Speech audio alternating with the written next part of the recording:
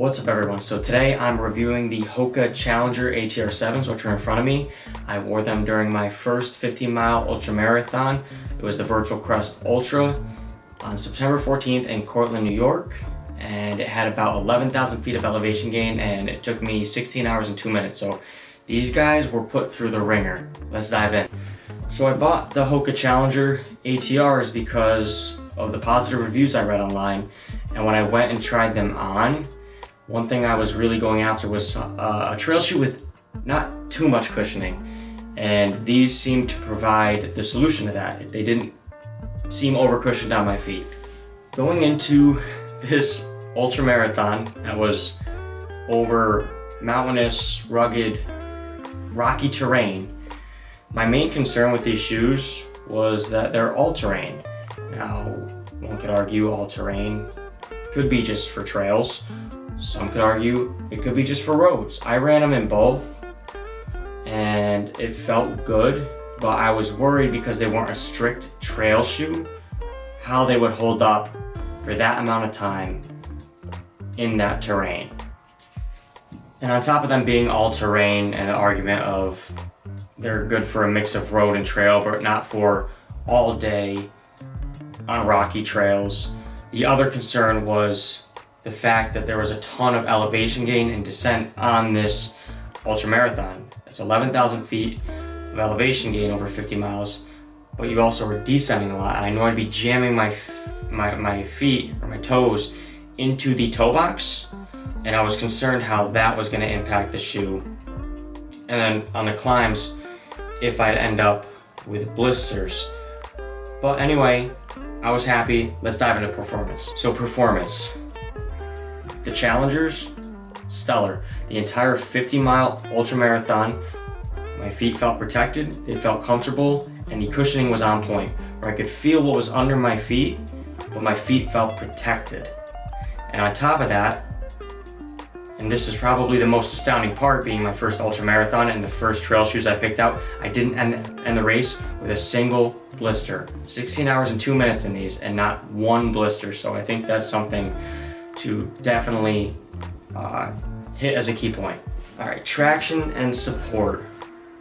Now, I thought that these did great on the steep climbs and on the descents. I was a little concerned, again, because they're all-terrain, on whether I would get any slipping or falls when it was muddy, but overall, I didn't have an issue with traction, despite these not being the most aggressive tread out there for trail shoes. So I thought that was a plus as well for traction and support. Yeah. Comfort and fit. So the Challengers, for me, I sound like a broken record, they were spot on. They worked. I have a wider forefoot, and the Challengers allowed me to splay my toes just enough without feeling too loose. I think that was a key component for my success. And on top of that, after 16 hours, the cushioning didn't break down either. There was a bit of scuffs and scratches on the outer sole, but the cushioning itself never felt like it was breaking down and my feet started to hurt. So those were all key. All right, let's talk about the Challenger's durability. Now I put them through the ringer. And at the end of that, there was only some wear on the soles and some minor tearing on the outsoles, as I shown previously on both shoes. The backs look great, and the lacing system still looks awesome as well. I think they're ready for more miles. I just need to watch them. I haven't yet. I've been wearing different running shoes right now. So that is huge. Yeah, there's some more wear on the soles right there. Another scrap. There's my puppy, Shackleton. But yeah, no, they were great. They really held up. Okay, so soreness. I was pretty beat up after the race and for the subsequent week after. Particularly my quads, my right IT band, and my ankles. But I believe that all has to do more with the 50 miles and the 11,000 feet of elevation gain than the Challengers having anything to do with that. Like I said, my feet felt good. They weren't sore after the race, and astonishingly, I had not a single blister after 50 miles. 16 hours, I had these sneakers on. Not one blister. So I think that's a testament to how well these shoes performed. And soreness, I mean, you're gonna be sore no matter what.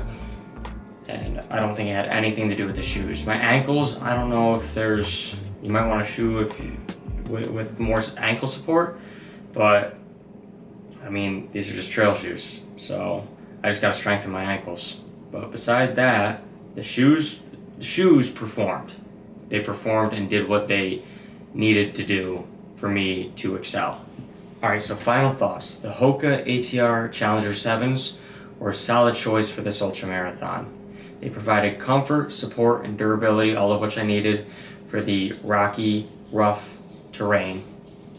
I didn't have a blister, and my feet felt comfortable the entire time. So if you're looking for a versatile shoe, a versatile trail shoe that can go long distance without tearing up your feet, I would definitely give the Hoka ATR Challenger 7s a look.